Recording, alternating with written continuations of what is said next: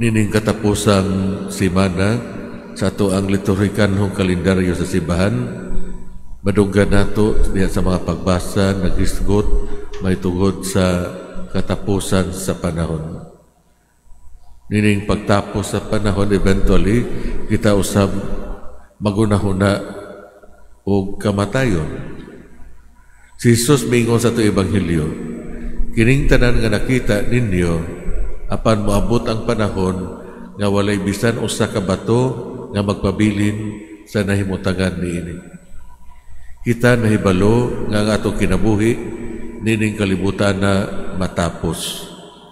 Kita usahay mawili sa mga nagasidlak nining kalibutan na ang mga mahalong bato ug uban pa.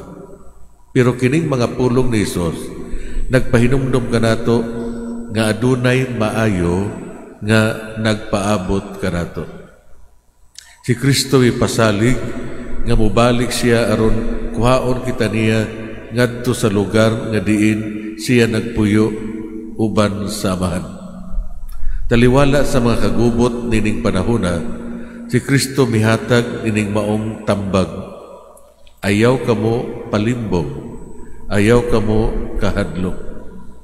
Kung atong masunod kining tambag ni Jesus, magpuyo sa kamatuoran ug walay kahadlok, pila kaha sa atong mga krus kagipasan ang mawala. Ayaw linglaha ang imong kaugalingon nga giyahan sa mga distractions, pinaagi sa ilusyon nga mga saad, pinaagi sa sobra nga kahadlok, nga kita nagahadlok sa tubangan sa mga panginahanglan sa kinabuhi. Tinuod nga ang Ginoo nagpintal sa usa ka malisod nga hulagway nining mga tudling sa Ebanghelyo. Gubat, kagubot, makalilisa nga linog, kamatay o gutom. Pero kita makasalig nga ang Dios sa kanunay maguban kanato, siya ang nagwagtang sa tanang kahadlok o nagsalikway sa tanang bakak.